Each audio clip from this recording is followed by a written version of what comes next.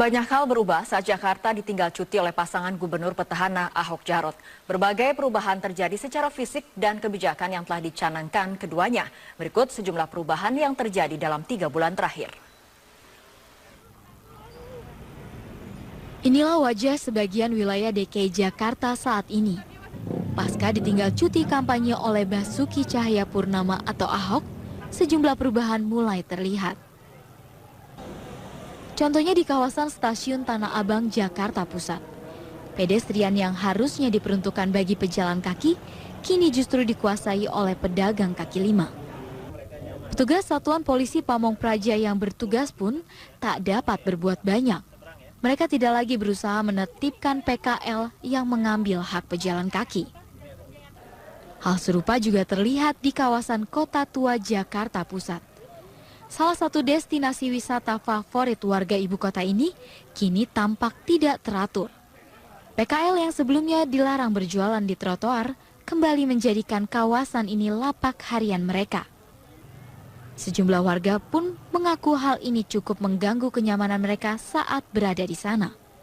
Sebelumnya pedagang kaki lima nggak sampai di bahu jalan banget kayak gini, agak ke dalam. Sekarang begitu kita turun dari busway, turun di sini jalan pedestriannya langsung keblok sama pedagang kaki lima. Ya sedikit banyak mengganggu memang ya ketika kita jalan kaki, ketika misalnya kita dari rumah untuk naik bus dan naik busway gitu. Sedikit banyak memang terganggu ya karena kanan kiri harus bertemu dengan PKL karena juga nggak enak kalau misalnya lewatin dagangannya apa segala macam. Sementara itu di sisi lain, juru bicara pasangan Ahok Jarot Raja Juli Antoni mengungkap, selain perubahan yang kasat mata atau secara fisik, sejumlah kebijakan Ahok untuk memperbaiki DKI Jakarta kini tidak lagi berjalan atau bahkan dirubah. Dalam tempo singkat Pak Ahok tidak lagi mempunyai otoritas, Jakarta menjadi semeraut. Tapi sebenarnya ada hal yang lebih prinsipil dari sekedar hal yang bersifat fisik tadi, yaitu keinginan serius untuk mengelola kota, ya, leadership, kepemimpinan, dan yang tak kalah penting adalah spirit untuk melayani. Ya. Diharapkan pemerintah provinsi dapat mempertahankan kinerja baik yang selama ini telah ditunjukkan, bukan justru menampilkan kemunduran bagi warga ibu kota DKI Jakarta.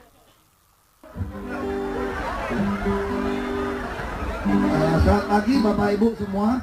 Iya. Saya terpaksa ambil contekan. Kenapa contekan? Tiap kali kesannya ya, seolah-olah Basuki Jarot ini tidak membangun manusia, betul nggak? Seolah-olah Basuki Jarot programnya itu kejam pada orang miskin. Seolah-olah Basuki Jarot ini cuma bangun fisik. Itu kan yang debat kemarin kan. Saya suka menyingkat visi misi saya dengan sangat gampang sebetulnya. Visinya bangun manusia, ya bikin otak, perut, dompetnya penuh, saya bilang gitu. Misinya ya pejabat harus melayani. Lalu programnya tentu ada 6 program penting. Kesehatan, pendidikan, perumahan, transport, sembako, sampai bagi hasil kerja 80-20. Yang saya perlu sampaikan di sini pagi ini adalah calon yang lain ngomong-ngomong macam-macam. Bapak Ibu pernah baca nggak visi misi program mereka yang dikumpulin ke KPU? Itu kadang-kadang nggak disebutin. Nah ini saya mau sampaikan, ini visi misi program resmi yang kami masukkan ke KPU. Kita taruh di website. Saya ingin bacakan supaya Bapak Ibu lihat saya bohong atau tidak bilang bangun manusia. Ini resmi loh, ini visi misi resmi kita masukkan. Visi Jakarta sebagai etalase kota Indonesia yang modern, tertata rapi, manusiawi, dan fokus pada pembangunan manusia seutuhnya dengan kepemimpinan yang bersih, transparan, dan profesional. Ngomong manusianya berapa kali, seutuhnya lagi. Jadi yang nuduh saya tidak membangun manusia itu nggak pernah baca visi saya kira. Ya. Lalu misi. Ini kan tulisan ya. Misi pertama, mewujudkan pemerintahan yang bebas korupsi, kolusi, dan nepotisme, KKN ini ya, terbuka dan melayani warga. Anda nggak cuma ngomong melayani warga kaya saja. Yang butuh dilayani justru warga yang menengah ke bawah. Yang kedua, apa yang saya tulis ini?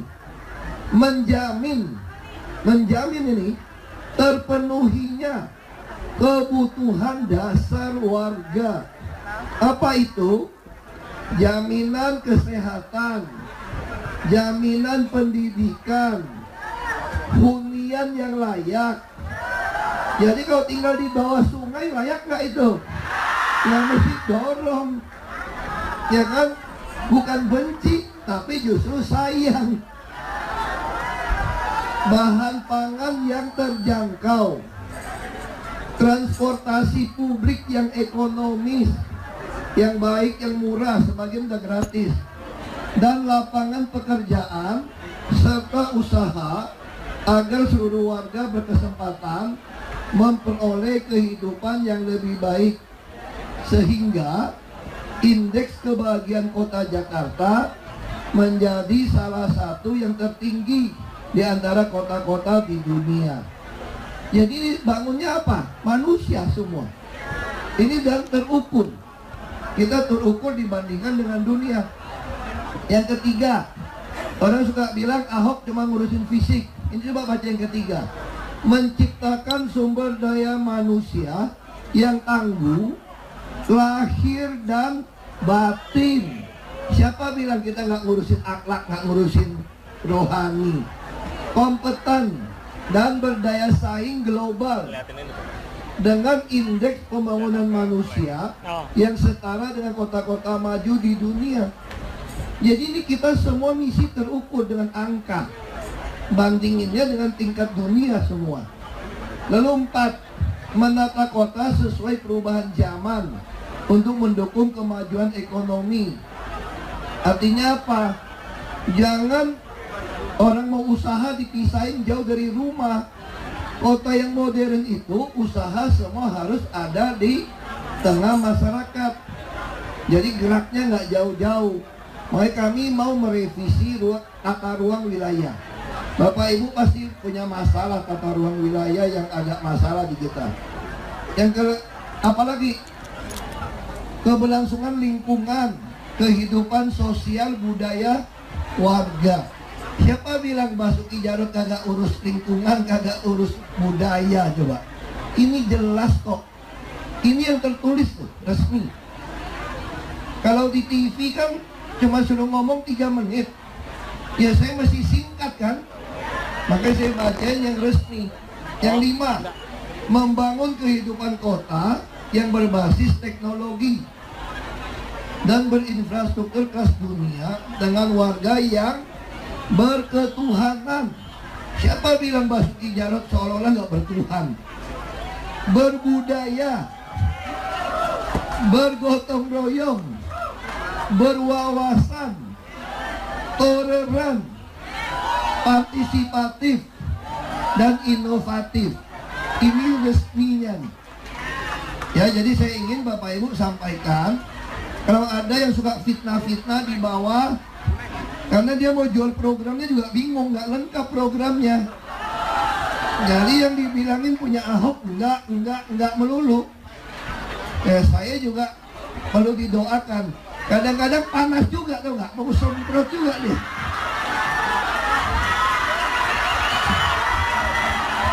Tapi jangan khawatir. Ini doa orang banyak. Ahok sekarang sudah Ahok baru, versi baru. Ya. Jadi tahu nggak kenapa? Saya kadang-kadang saya ditanya dari orang, kenapa Bapak bisa duduk dengan tenang? Dengan kiri kanan ini yang cuma ngomong akan kagak ada bukti. Kok Bapak masih bisa tenang? berpikir gini, cara berpikirnya nih. Saya ini gubernur loh sekarang. Masih sampai Oktober 2017. Dan saya sudah kerja 4 tahun lebih dengan bukti-bukti yang jelas dan terukur. Kok bisa lihat kiri kanan yang baru mau jadi gubernur, kagak pengalaman jadi kepala daerah, program yang nyontek program saya, nama diganti-ganti, kok saya bisa terima? Nah, saya waktu duduk itu saya begini, tahu nggak? Dalam debat ketemu calon yang lain, saya mengosongkan diri saya yang gubernur menjadi sama dengan mereka, seolah-olah sebagai calon gubernur saja, supaya saya nggak merasa saya udah kerjakan semua. Makanya saya bisa dengan baik. Jadi saya berusaha samakan posisi, sama-sama calon gubernur deh. Tapi kadang-kadang si calon gubernurnya ngeyel, tau nggak? Fitnah melulu. Ya kan? Fitnah melulu, saya mau nggak mau mesti menjelaskan. Dalam menjelaskan itu kadang-kadang ya nyindir-nyindir kiri kanan tidak bisa dihindari. Ya, tapi Bapak Ibu percaya Ahok sekarang itu sudah jadi Basuki Cahayapurnama, Jawo yang santun banget. Terima kasih. Iya, berikan tepuk tangan untuk Bapak Basuki Cahayapurnama.